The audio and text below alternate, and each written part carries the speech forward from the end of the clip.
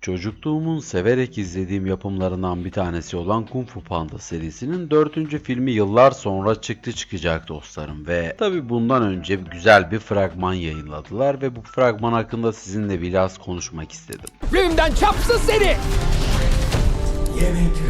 İlk sahnelerde gördüğümüz kadarıyla Shifu Po'ya artık ejderha savaşçı karakterini bir köşeye bırakıp artık daha ruhani boyutta daha büyük bir savaşçı olması gerektiğini ve onun için de ejderha savaşçı olarak bir başkasını seçmesi gerektiğini söylüyor. Yani burada neden Shifu'nun bu şekilde acele ettiğini şu anlık anlamıyorum. Çünkü bana göre soracak olursanız Usta Oogway bile yıllar sonra, daha doğrusu çok yaşlandıktan sonra yeni ejderha savaşçıyı seçmişti ve Po'nun yaşlı olmadığını, hala genç olduğunu düşünecek olursak neden yeni ruhani lider seçmek için bu kadar acele ettiklerini ben bile anlamıyorum ki bildiğiniz gibi Po'nun doğal bir enerjisi, doğal bir gücü ve aynı zamanda kendi içinden gelen bir özverisi var. Yeni seçeceği kişi acaba bunların hepsini bir anda taşıyabilecek mi? Ardından Bukalemun ismindeki baş kötüyü görüyoruz. Geri kalan 3 filmin büyük ihtimalle bütün kötülerini toplayacak, hepsinden bütün güçlerini emecek ve bütün emdiği güçlerle Po'ya saldıracak ki şöyle de bir olay var ki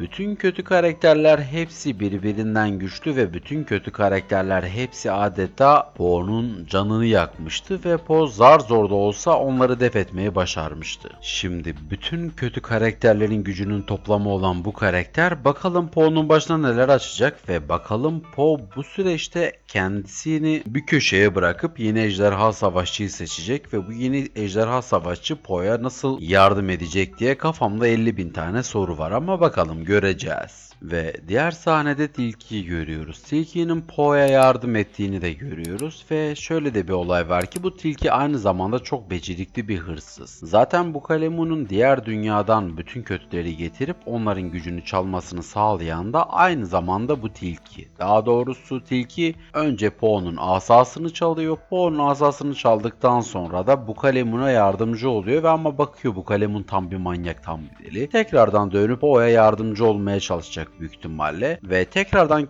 Po'nun asasını geri almak için büyük ihtimalle bu Kalemun'un sarayına baskın verecekler ama bu Kalemun büyük ihtimalle koskocaman bir kraliçe misali çevresinde bir sürü müridi olduğu için bayağı büyük bir şekilde korunacak ve bunların arasında büyük bir çatışma olacak. Ve şöyle de bir ayrıntı söyleyeyim ki büyük ihtimalle bu Kalemun'un diğer dünyadan çağırdığı bütün kötüler çok güçsüz bir şekilde ama yine de o evrende var olacaklar ve bu evrende var oldukları zaman bakalım Po'ya nasıl bir etki yaratacak.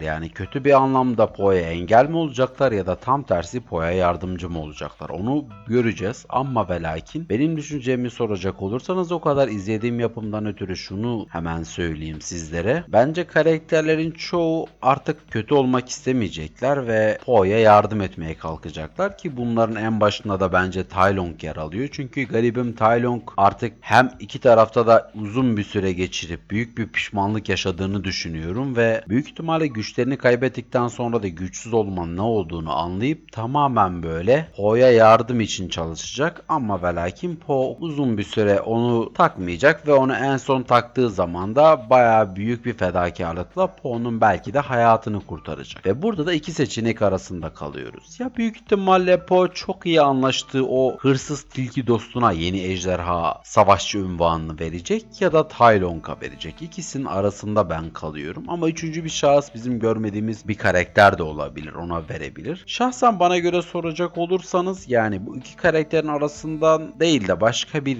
yerden eğer ejderha savaşçı seçilecek olsa ben buna Kaplan'ı uygun görürdüm. Çünkü Kaplan aynı zamanda çok çalışmış, çok onurlu ve daima her konuda çok fazla dirayetli olan bir karakter. Yani Po'nun kendinden sonraki ejderha savaşçıyı eğer seçmesi gerekiyorsa bence bu tamamen Kaplan olabilir. Yahut onun dışında eğer Kaplan değil de Tilki ile aynı zamanda Tai Lung'un arasında kalırsa bence Tai Lung'u seçmesi çok daha mantıklı olur. Eğer tabii ki de ben kendi görüşümde söylüyorum bunu size dostlarım. Tai Lung haricinde Tilki'yi seçerse bu seri tamamen boş beleş bir seriye dönüşmüş olur ve harbiden şunu söyleyeyim. Yani bu kadar içimde beslediğim seriye karşı olan o sevgiyi, bu kadar beslemiş olduğum o ilgi bir mum misali tamamen söner ve gider. Evet dostlarım ve canlarım, size anlatacaklarım az çok bu kadardı. Umarım düşüncelerimi, umarım görüşlerimi, umarım anlattıklarımı az çok beğenmişsinizdir ki ben de keza anladığım kadarıyla anlattım size. Sizin de eğer bu konu hakkındaki düşünceleriniz varsa altta benimle paylaşmayı unutmayın. Kendinize iyi bakın. Hoşça kalın.